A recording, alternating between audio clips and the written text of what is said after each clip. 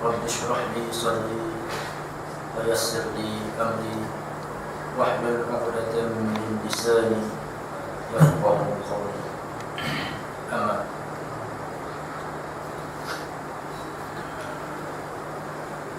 Alhamdulillah, pertama-tama sekali kita bersyukur kepada Allah Subhanahu wa Ta'ala untuk kesekian kalinya dan untuk selama-lamanya. Adalah puji-pujian itu hanyalah kepada Allah Subhanahu wa Ta'ala, Zat yang mana memberikan kita nikmat, memberikan kita rahmat, memberikan kita segala kecukupan, memberikan kita segala nikmat yang diperlukan oleh makhluk-makhluk. Dan kita bersyukur pada Allah Subhanahu wa Ta'ala yang menggerakkan hati-hati kita ini untuk terus berada di atas jalan Allah Subhanahu wa Ta'ala, untuk kita terus bermujahadah, untuk kita terus berjuang untuk menjadi hamba Allah Subhanahu wa Ta'ala yang sebenar-benarnya. Kita bersyukur kita celak mata hari ini. Tak, kita celak mata, kita boleh berkelip balik. Tidak kita celak mata, celak Allah bagi nikmat, kita boleh berkelip, tutup, buka mata kita. Tidak kita celak luar mata macam ikan. Dan kita bersyukur bangun tidur hari ini. Ada orang bangun tidur, dia menggeliat, angkat tangan, oh alhamdulillah sedap. Kita bersyukur kita boleh turun balik tangan kita. Tidak menggeliat, oh menggeliat, bangun-bangun tak boleh turun tangan. Dia kerah macam tu. Ada orang macam tu tak? Jadi kita bersyukur kepada Allah Subhanahu wa Ta'ala. Pada hari ini kita masih lagi diberikan peluang oleh Allah Subhanahu wa Ta'ala untuk meneruskan hari-hari biasa kita, untuk kita terus berjuang untuk menjadi hamba Allah Subhanahu wa Ta'ala yang sebenar-benarnya, sebagaimana yang dikehendaki oleh Allah Subhanahu wa Ta'ala dalam matlamat penciptaan kita, matlamat penciptaan manusia. Dalam ayat yang kita biasa baca, dalam minggu lepas kita dah baca, firman Allah Subhanahu wa Ta'ala, "Wa ma khalaqtul jinna wal insa illa liya'budun." Dan tidaklah aku jadikan jin dan manusia itu melainkan liya'budun. Ulama kata lam liya'budun itu lam lil ghayah. Pada bahasa Arab dia lam lil ghayah. Lam untuk maksud. Lil ghayah ada matlamat dia. Bukan lam bermakna Allah menghendaki manusia itu beribadat kepada dia. Bukannya Allah itu berhajat kepada manusia. Kalau kita baca straight ayat itu, dan tidaklah aku jadikan jin dan manusia itu melainkan untuk beribadat kepada Allah. Macam kita nampak Allah ini berhajat kepada kita makhluk ini supaya sembuh dia. Kalau kita tengok daripada segi zahir ayatnya. Tapi ulama bahas pada lam liya'budun itu, mana lam itu lam lil ghayah, ada maksud dia. Ada matlamat dia. Matlamat apa? Lil hikmah. Hikmah Allah jadikan manusia dan jin itu adalah hikmah dia. Kebijaksanaan Allah supaya manusia ini, hamba-hamba ini, manusia dan jin ini menyembah Allah Subhanahu wa Ta'ala, beribadah kepada Allah Subhanahu wa Ta'ala. Hikmah kepada manusia, kembali kepada manusia, kembali kepada jin sendiri, bukan kembali kepada Allah. Manfaat dia bukan kembali kepada Allah. Kena ingat situ dalam ayat ni. Mana manfaat manusia beribadah, manusia taat, manusia buat dosa, manusia buat maksiat, dia tak kembali manfaat dan mudarat kepada Allah. Tak mengurangkan sikit pun zat Allah, tak mengurangkan sikit pun kekuasaan Allah. Bila manusia buat baik, buat taat, tak menambah pun zat Allah, tak menambah pangkat Allah. Allah tetap macam tu juga. Allah tetap azim, Allah tetap ar-Rahman, Allah tetap ar-Rahim, Allah tetap maha agung, Allah tetap maha kuasa. Walaupun manusia buat dosa bermaksiat kepada dia, yang kembalinya hanyalah manfaat dan mudarat ialah kepada manusia dan jin itu sendiri. Sebagai mukadimah. Jadi hari ini insya-Allah kita akan sambung muzakarah kita bagi kita penawar bagi hati. Penawar bagi hati. Qala musannifur rahimahullahu ta'ala wa nafa'ana bi ulumihi fid darain amin. Dan kata musannifur rahimahullahu ta'ala, kata pengarang kitab ni, sambungan pada hari itu dan salawat kita masih lagi dalam mukadimah kitab Penawar Bagi Hati, yaitu kitab asas kalau pondok atau kampung-kampung mengajar. Ini kita asaslah permulaan bagi ilmu tasawuf. Dan salawat dan salam adalah keduanya bagi Nabi. Salawat dan salam. Doa salawat ayat banyak pinjaman Arab. Ustaz dah tinggal saudara, Ustaz Faiz, saya dah segala salawat macam mana, salawat Allah kepada Nabi macam mana, salawat malaikat kepada Nabi macam mana, salawat manusia kepada Nabi macam mana. Salawat kita kepada Nabi adalah sebagai doa kita lah. Okey, jadi semuanya berselawat ke atas Nabi, bersalawat ke atas Rasulullah sallallahu alaihi wasallam. Dan semua itu dan salam dan sejahtera adalah keduanya. Apa keduanya? Selawat dan salam itu sendiri. Selawat dan salam itu keduanya bagi Nabi. Kedua-dua itu, selawat dan salam itu adalah bagi Nabi, yakni Nabi Muhammad sallallahu alaihi wasallam, yang dibangkitkan kepada sekalian alam kerana rahmat. Nabi yang dibangkitkan kepada sekalian alam kerana rahmat. Nabi dibangkit ini sebagai rahmatan lil alamin, rahmat kepada sekalian alam, kepada manusia, kepada bumi, kepada bukit muka, kepada binatang-binatang. Semua alam ini adalah rahmat, menjadi rahmat kerana dibangkitkan Rasulullah SAW. Rasul dibangkitkan adalah rahmat, rahmat kepada kita semua. Kita boleh kenal Allah Subhanahu Wa Taala. Allah membangkitkan semua kaum, di atas semua kaum ini ada Rasul masing-masing. Semua kaum tidak boleh mendakwa mereka tidak menerima ajaran Islam. Semua kaum tidak boleh mendakwa mereka tak sampai ajaran Islam kepada mereka. Sebab apa? Sebab Allah sudah utuskan kepada semua kaum, daripada Nabi Adam sampai kepada Muhammad, Rasul masing-masing. Ada syariat masing-masing, ada Rasul masing-masing. Rasul ini maknanya utusan Allah Subhanahu Wa Taala. Allah dah bagi setiap umat kamu. Contoh umat Nabi Musa, ada Rasul dia. Siapa Nabi Musa? Macam kita umat yang terakhir, umat akhir zaman ini, Allah utuskan Rasul yang tertolong, kekasih Allah Subhanahu Wa Taala, Nabi Muhammad sallallahu alaihi wasallam. Siapa? Nabi kita lah. Sebab kita adalah umat akhir zaman. Sebab Nabi Muhammad adalah khataman Nabi. Nabi Muhammad adalah penutup segala Nabi. Lepas Nabi Muhammad tak ada dah Nabi lain. Tak ada dah Rasul lain selepas Nabi Muhammad sallallahu alaihi wasallam. Tak ada. Tak usah cari dah. Walaupun ada yang mengaku Nabi. Ada yang ulama kata selepas Nabi Muhammad ni ada lagi 37 ke 30 orang yang akan mengaku menjadi Nabi. Di antaranya mula-mula sekali pada zaman Nabi sendiri dah ada dah yang mengaku nak jadi Nabi. Iaitu siapa? Musailamah al-Kadzdzab. Musailamah al-Kadzdzab. Masa tu Nabi ada lagi. Nabi ada lagi masa tu, tapi dia dah nak jadi Nabi. Nanti dia sendiri nak jadi Nabi. Pergi bincang dengan Muhammad, ya Muhammad mau jadi Nabi sebelah sini, dia aku jadi Nabi sebelah sini. Nabi tolong. Sebab apa? Itu bukan lantikan manusia. Pangkat Nabi, pangkat Rasul bukan lantikan manusia. Bukan lantikan manusia, bukan lantikan siapa-siapa. Bukan macam pilihan raya nak jadi Nabi Rasul, mundi.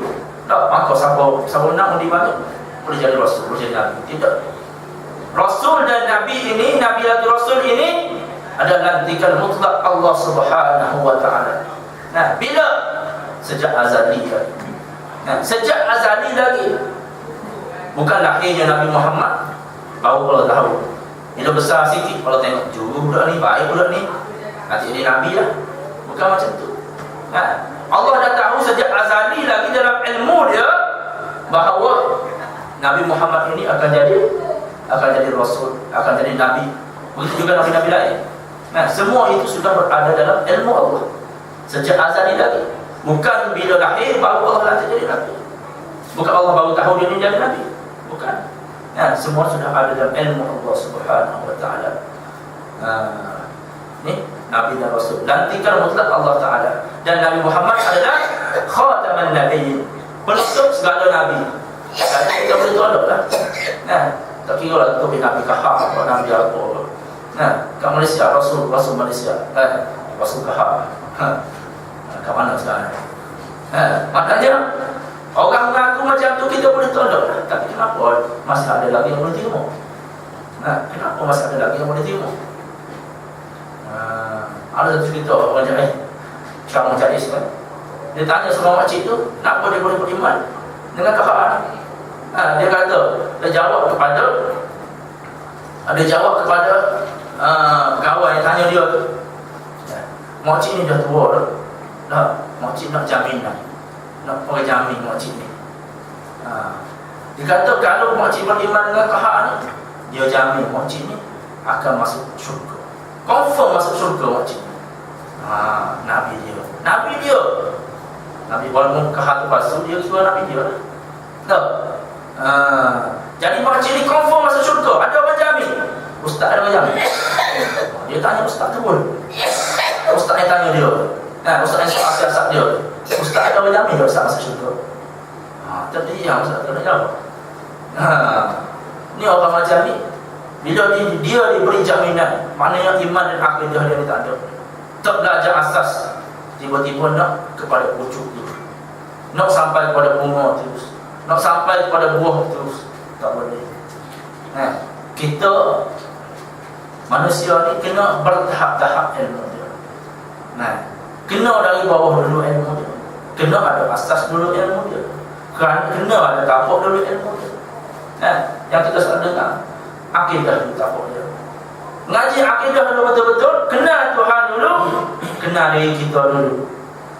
Barulah kita boleh belajar ilmu yang tinggi-tinggi. Ilmu apa? Tasawuf boleh panggil mukasyafah. Tasawuf yang kita nak kasyaf dengan Allah, kita nak buka, nak tembus hijab kita dengan Allah Subhanahu Wa Taala. Tinggi ilmu tu. Jangan orang boleh hanya wali-wali Allah, yang ulama-ulama terpilih. Tak boleh. Perlu mujahadah yang besar. Bukan yang belajar saja. Pening nampak Tuhan, tu Tuhan. Itu dah kelemahannya. Bila kita tak belajar asas, tak kenal, tak lihat beza antara qadim dan muhaddas, tak boleh beza Tuhan dengan makhluk. Bila kita belajar ilmu atas, pening. Sebab apa ulama-ulama mukasyafah ni, dia guna bahasa yang berbeza. Bahasa dalam kitab dia pun berbeza. Sebab Allah bersama dengan Ibn Arabi macam dia kata Allah dalam wajibku. Dia tak apalah, dia faham maksud dia. Kita baca kitab dia, baca saja, tak ngaji, tak belajar. Ilmu tapak dia tak ada, akidah pun tak ada. Maka kita berkata memang Allah dalam wajib. Menempatkan Allah Subhanahu Wa Taala tak boleh. Jadi akidah tajsim pula. Menjisimkan Allah, mentashbihkan Allah. Sesat jadi. Kena mula dengan tapak dulu, bina tapak dulu, kemah akidah dulu. Dah boleh nak belajar, pergilah belajar nak mata-mata, nak kenal Allah Subhanahu Wa Taala. Sebab kena kenal diri kita dulu. Kenal la ilaha illallah tu apa dia? Sebut la ilaha illallah tu apa? Kadang-kadang kita sebut la ilaha illallah pun tak tahu lagi. Sebab apa? Kita ni tak belajar lagi apa dia simpulan iman itu. Aqaidul iman tu apa? Ni kita boleh baca dalam kitab Miftahul Murid. Ajar Ustaz Saiful Ais kan? Tak masuk nama lagi, nak masuk tu. Sebagi-sebagi kan? Maknanya dalam sifat 20 tu lah terkandungnya aqaidul iman. Ada ulama, setengah ulama kata 13, setengah ulama kata 20. Kan? Bila dicampur 20 yang wajib, 20 yang mustahil, satu harus jadi 41. Simpulan iman la ilaha illallah. Kemudian Muhammadur Rasulullah, 4 sifat wajib bagi Rasul, 4 sifat mustahil bagi Rasul, 1 harus bagi Rasul, 9. 9 campur 41 jadilah aqaidul iman. Aqaidul iman, simpulan iman, simpulan akidah. Inilah yang dipegang oleh Ahlussunnah wal Jamaah. Bila kejap dah faham, dah mengaji, dah tahu dah dalil macam mana sifat 20 ni, sifat mustahil kita boleh tegak, dan macam mana adanya Allah kita boleh tegak, dan macam mana kejam Allah, dah boleh hujah, dan macam mana baqa Allah, sedia Allah macam mana, kekal Allah macam mana, yang tak ada binasa, yang tak serupa dengan segala keadaan Allah ni, kita boleh tegak dah. Kita boleh simpulkan kepada 50 aqaidul iman ini. Itulah suruh kita baca. Kemudian barulah kita boleh sebut la ilaha illallah. La ilaha illallah. Bukan sekarang tak boleh sebut. Boleh sebut, tapi terus dengan belajar dan belajar. Nah, kalau kita dah sebut saja hari-hari la ilaha illallah, la ilaha illallah, tak ada isi. Kita tak tahu apa benda la ilaha illallah yang kita sebut. Nah, la ilaha illallah Muhammad Rasulullah yang kita sebut apa? Apa benda? La ilaha illallah. Tidak ada Tuhan yang disembah melainkan Allah. Itu makna bahasa Melayu. La ilaha illallah itu bahasa Arab. La, tak ada ilah, Tuhan, ilah melainkan Allah. Allah itu tafsir, itu bahasa Melayu, balik bahasa. Apa benda yang terkandung dalam itu? Yang tadilah aqaidul iman tadi, semua yang terkandung dalam kalimah la ilaha illallah, nafi dan isbat dia. La kalimah nafi, ilah itu manfi, benda yang dinafikan. Illa isbat, Allah itu sebagai musbat dia. Nah, illa itu kalimah isbat, kita nak tetapkan. Kita bagi cara mudah sikit. La ilaha illallah, bila kita sebut la ilaha Allah, maknanya kita telah menafikan. La ilaha itu adalah kalimah nafi. Kita nak nafi apa? Tak ada Tuhan. Tuhan yang mana? Tuhan apa kita nak nafikan? Tuhan kafir? Ke Tuhan mana kita nak nafikan? Jadi ulama kata kalau kita menafikan benda yang ada, kita menafikan benda yang ada, tidak sah. Batal sebab benda itu ada. Apa benda ada? Kita menafikan sembahan orang kafir. Apa? Patung. La ilaha illallah. Kita nafi dalam hati kita, tidak ada Tuhan orang kafir. Lata Musa, patung-patung ni tidak ada. Tak ada. Macam mana orang kata? Itu ada, coba tu kena tu. Di kuih-kuih tu ada tu. Apa yang kita nak nafikan? Jadi ulama kata yang kita nak nafikan adalah hakikat ketuhanan. Hakikat ketuhanan tidak ada pada yang lain melainkan hanyalah kepada Allah Subhanahu wa taala semata-mata. Apa benda hakikat ketuhanan? Apa dia hakikat ketuhanan? Bila satu-satu benda kita nak sebut Tuhan ni, bila kita nak sebut dia ni Tuhan, kena ada dua benda. Pertama sekali, mestilah istighna'an kulli ma siwa, iaitu mestilah Tuhan ni kena kaya daripada segala sesuatu. Yang kedua, nak jadi Tuhan kena semua sekali mustaqirun kullu ma ada. Semua benda-benda lain mestilah berhajat kepada dia. Bila terkumpulnya dua benda ni, barulah kita boleh panggil Tuhan. Barulah kita boleh panggil Tuhan. Jadi siapa yang layak? Hanya zat Allah Subhanahu wa taala semata-mata. Itulah hakikat ketuhanan. Dua benda ni hakikat ketuhanan. Terkaya daripada segala sesuatu dan semua sekali penuh atas dunia ini berhajat kepadanya. Itulah Tuhan, hakikat ketuhanan. Jadi yang kita nafinya ialah dalam hati kita tidak ada hakikat ketuhanan, ada benda lain illallah, hanyalah ada pada Allah. Hakikat ketuhanan tak ada pada benda lain, tak ada pada kayu, tak ada pada batu, tak ada pada gula, tak ada pada garam, tak ada pada Perdana Menteri, tak ada pada ustaz-ustaz, tak ada pada patung-patung. Semua sekali, semua makhluk, semua kainat ini tidak ada hakikat ketuhanan. Bila sebut makhluk ini, ulama bagi dua, dipanggil kainat. Kainat ni makhluk lah, benda kena jadi. Kainat ni benda kena jadi. Ulama bagi dua, disebut kainat bahasa kuat satu, dibangsakan dengan kuat. Yang kedua, dibangsakan dengan tabiat zat. Kainat, nak sebut kainat ni dia bagi kepada dua. Iaitu yang pertama, kainat yang bangsa kuat, iaitu apa? Taufan, ribut, kira apa ni semua ambil ke apa benda yang bangsa kuat. Yang kedua, bangsa tabiat zat. Tabiat zat ni macam mana? Garam, tabiat zat dia masin. Gula, tabiat zat dia manis. Apa lagi? Dada, tabiat zat dia pedas. Pisang, tabiat zat dia apa ni? Boleh menghirit pula, boleh melukakan. Api, tabiat zat dia panas. Jadi ulama bagi dua makhluk benda yang kena jadi ini, kainat ini pada dua ni. Satu bahasa kuat, yang satu lagi bahasa tabiat azab. Jadi dua benda yang semua benda dalam alam ni terkumpul pada dua benda ni. Semua makhluk yang ada dalam dunia ni atas dua golongan ini saja. Ingat makhluk ni semua benda yang Allah jadi ni ada 5 jenis pula. Jenis pertama jenis kita, jenis manusia, insan.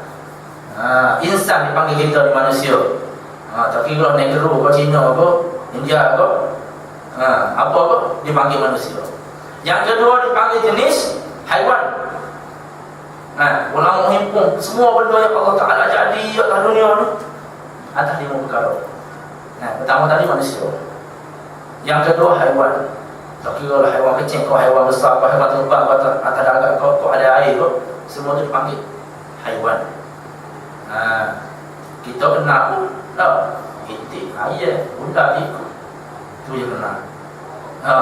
Nampak pelik sikit, benda banyak lagi haiwan-haiwan Allah jadikan kita tak pernah jumpa. Tak, nak kata kaya Allah Subhanahu Wa Taala, hebatnya Allah Subhanahu Wa Taala. Tu yang kedua, haiwan. Yang ketiga, jenis nabatat, jenis tumbuh-tumbuhan. Nabatat, yakni tumbuh-tumbuhan. Allah Ta'ala jadi pokok ayam, pokok ni, pokok tu, pokok. Banyak ni pokok atas dunia ni. Ulama-ulama pokok buh nama jenis tumbuh-tumbuhan. Yang keempat, jenis makhluk atas dunia ni dipanggil jenis jamadat. Jamadat ni jenis beku. Gunung, bukit, batu, semua tu jenis-jenis beku. Yang kelima, jenis jisim yang halus. Jisim yang halus, angin, jin, malaikat, semua tu benda-benda yang halus yang kita tak nampak. Jadi semua makhluk itu terkumpul di atas, dinamakan di atas 5 benda ni. Pertama insan, yang di manusia. Yang kedua haiwan, binatang-binatang. Yang ketiga nabatat, itu tumbuh-tumbuhan. Yang keempat jenis jamadat, jenis yang beku. Batu, gua, gunung, bukit, semua tu yang beku. Yang kelima jenis jisim yang halus. Jenis yang halus yang kita tak nampak boleh. Ni terkumpul atas 5 nama kepada makhluk-makhluk. Dan makhluk ini terbahagi kepada 2 tadi yang saya sebut tadi, kainat tadi. Kainat tadi maknanya yang bahasa kuat, dan satu lagi bahasa tabiat azab. Bahasa kuat ni macam ribut taufan yang boleh kita tengok boleh membinasakan kita. Tengok tsunami habis satu negara. Bahasa kuat dipanggil. Dan satu lagi bahasa tabiat azab tadi. Zat dia ni macam mana? Zat dia ni kerah, zat dia ni maslih, zat dia ni manis. 2 benda ni. Tapi semua ini Allah Ta'ala kata, ulama kata 2 benda, semua makhluk terkandung semua makhluk dalam 2 benda ni, semua sekali tidak boleh memberi kesan, tidak boleh bagi manfaat, tidak boleh bagi mudarat. Jadi benda ni lah yang kita nak nafikan dalam la ilaha illallah yang kita sebut tu. Sebab tu dia dipanggil kalimah thayyibah. Kalimah-kalimah yang baik. Yang mana kita nak nafikan benda ni, kita nak sapu syirik-syirik kita dengan Allah Subhanahu Wa Taala. Kita nak sapu syirik kita dengan Allah Ta'ala dengan kalimah la ilaha illallah. Apa dia? Yang datang dalam hati kita. Apa yang kita nak nafikan? Apa yang datang dalam hati kita, yang terkejut dalam hati kita. Tengok aksiden, kereta ni dah mati dah dia. Tak nampak kereta. Adakah kereta tu boleh bagi manfaat, bagi mudarat? Kemudian minum kopi kedai, manis dalam kopi. Gula tubuh. Gula tubuh. Gula boleh bagi manfaat, gula boleh bagi mudarat. Kita nak nafikan benda tu lah.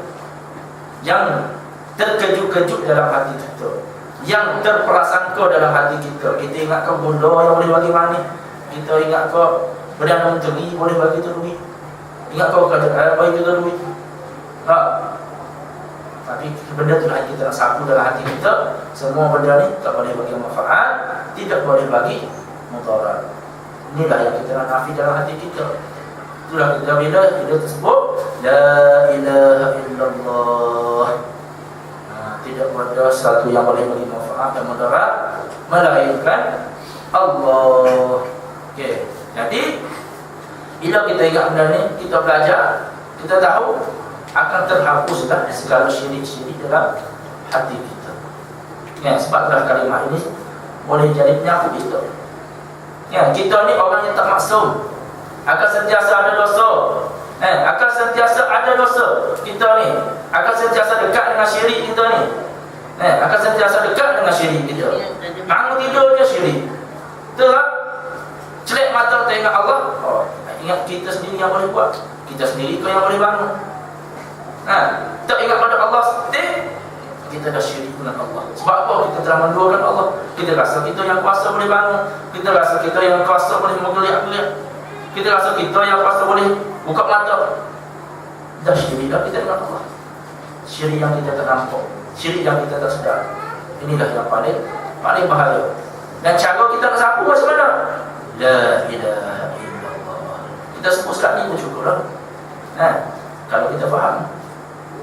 Kalau kita faham, sebut sekali cukup. Habis semua syirik-syirik kita, dosa syirik kita. Tapi kalau kita sebut 1000 kali, 100 kali pun dah tak faham. La ilaha illallah, la ilaha illallah. Hancur buat tasbih ni. Buat tasbih hancur lah. La ilaha illallah. Tapi satu apa pun tak masuk dalam hati kita. Sebab itulah kena belajar. Benda ni benda yang wajib fardu ain. Wajib fardu ain. Kena belajar, kena tahu. Mana kita? Salam adalah keduanya bagi Nabi yang dibangkitkan kepada sekalian alam kerana rahmat, yang bersabda ia ini Nabi sallallahu alaihi wasallam, bahawasanya Allah Ta'ala tiada menilik ia kepada rupa kamu, dan tetapi menilik ia kepada segala hati kamu. Seperti mana firman Allah Subhanahu wa Ta'ala, innallaha la yanzuru ila suwarikum walakin yanzuru ila qulubikum wa a'malikum. Sesungguhnya Allah tidak melihat, Allah tak tengok kepada rupa badan kamu, bersemak atau kamu comel, kamu handsome, Allah tak tengok. Tak kira lah bangun pagi, kita ni duk bangun pagi tu. Bangun pagi ada cermin dulu. Nak pergi kerja ada cermin dulu setengah jam. Setengah jam tak boleh kurang. Tak boleh kurang setengah jam. Ada cermin dulu. Tak minta izin dengan cermin. Colek sini sikit. Puting misal jangkuk sikit. Kalau perempuan pula letak sini sikit. Udah eyeshadow apa benda lah. Minta izin dengan cermin dulu kita ni. Tak minta izin dengan Allah Subhanahu wa Ta'ala kita. Jadi Allah Ta'ala kata, innallaha la yanzuru ila suwarikum. Allah Ta'ala tak tengok pada rupa barang. Allah Ta'ala tak tengok pada rupa barang kita. Kita comel kau, kita gigi tak ada apa benda kau, Allah tak tengok. Walakin yanzuru ila qulubikum wa a'malikum. Tetapi Allah akan tengok kepada hati kamu, iman kita, takwa kita kepada Allah Subhanahu wa Ta'ala, wa a'malikum, dan amalan-amalan kita. Dua benda ni je Allah Ta'ala tengok, yang Allah Ta'ala pandang, yang membezakan antara manusia dua ni. Iman kita, takwa kita, dan juga amalan kita kepada Allah Subhanahu wa Ta'ala. Ini yang membezakan kita di sisi Allah Subhanahu wa Ta'ala. Di sisi manusia kita kira lah. Tak, manusia ni macam-macam dia beza. Ni di mana? Ni pakat tinggi. Kena hormat sikit. Ni tak ada apa, biasa-biasa lah. Ni pandangan di sisi manusia. Tapi kita di sisi Allah, dua benda ni Allah tengok. Jadi kita ni nak kepada siapa? Tak, kita ni nak kepada siapa? Nak kepada Allah ke? Nak kepada redha manusia?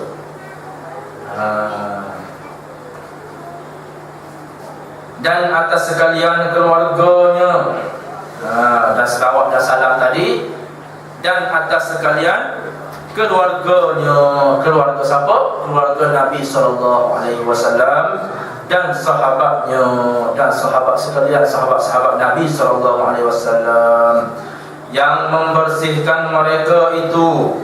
Siapa mereka itu? Sahabat dan keluarga Nabi SAW akan segala hati mereka itu daripada sifat-sifat kecelaan. Daripada sifat-sifat kecelaan.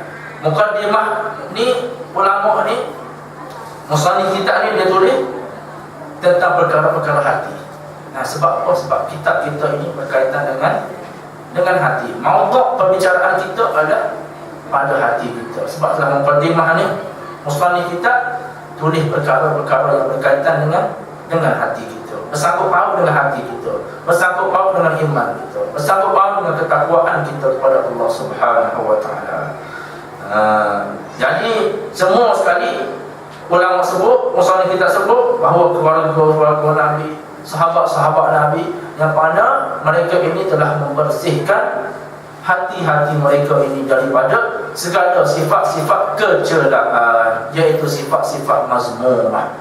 Sebab apa disebut semua sekali? Sebab mereka adalah rujukan kita. Mereka lah tempat kita nak ambil pandangan. Mereka lah tempat kita nak ambil contoh. Selepas Nabi, kita nak tengok keluarga Nabi. Sebab keluarga Nabi tak ada, kita nak tengok para sahabat-sahabat Nabi. Sebab apa Nabi dah kata ashabi kan nujum, sahabat-sahabat aku ini umpama bintang. Sekiranya kamu ikut mereka, kamu akan mendapat petunjuk. Inilah sahabat Nabi. Macam mana sahabat Nabi mentarbiyah sahabat dia menjadi akhlak yang mulia. Contohnya Sayyidina Umar radhiyallahu anhu. Sayyidina Umar radhiyallahu anhu pada satu hari dia nak pergi jumpa Nabi. Pada waktu petang. Dia pergi jumpa Nabi, tengok-tengok Nabi sedang baring, berehatlah, beristirahat di atas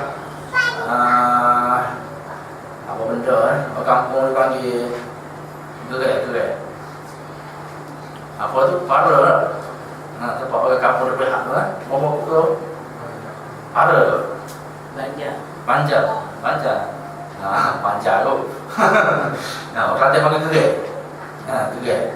Tempat orang kampung berehat macam itulah umpamanya tempat Nabi berehat ketika itu. Tapi Nabi tak berehat atas kayu atas tempat yang empuk macam kita. Tak. Nabi berehat di atas pelepah-pelepah taman. Masa tu Umar terkejut.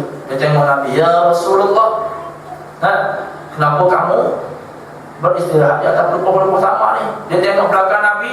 Bila bangun je Nabi, dia tengok belakang Nabi tu berbekah-bekah, berjalur-jalur bekas daripada pelepah taman. Terkejutlah Umar. Dia kata, ya Rasulullah, kamu ni Rasulullah, kekasih Allah, pemimpin umat, khalifah. Kenapa kamu ni tidur di atas pelepah taman? Sedangkan raja-raja Parsi, raja-raja Rom, mereka berada di atas istana yang mewah. Tak, tidur di atas bantal-bantal kata-kata yang mewah. Lalu Nabi kata, ya Umar, apalah artinya, apalah bandingnya dunia ini dengan akhirat?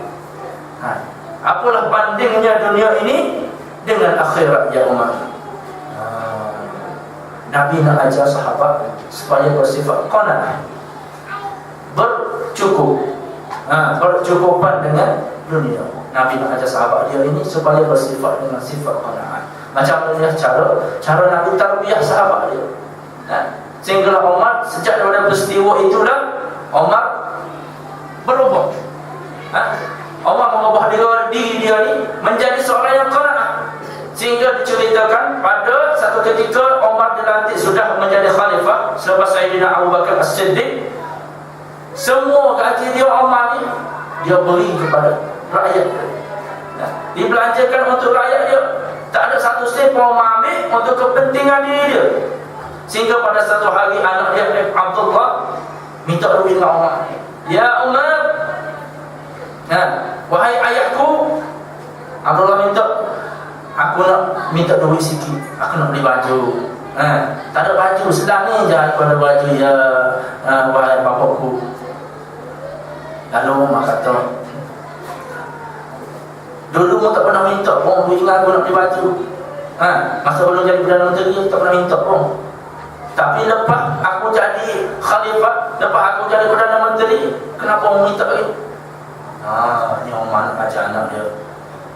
Lalu apa jawab Abdullah? Wahai bapakku, takkanlah kamu nak tengok orang-orang, rakyat-rakyat tengok anak Perdana Menteri ni pakai baju compan samping, koyok kamu. Malulah kamu, wahai Umar, wahai ayahku. Kata Abdullah, anak Umar.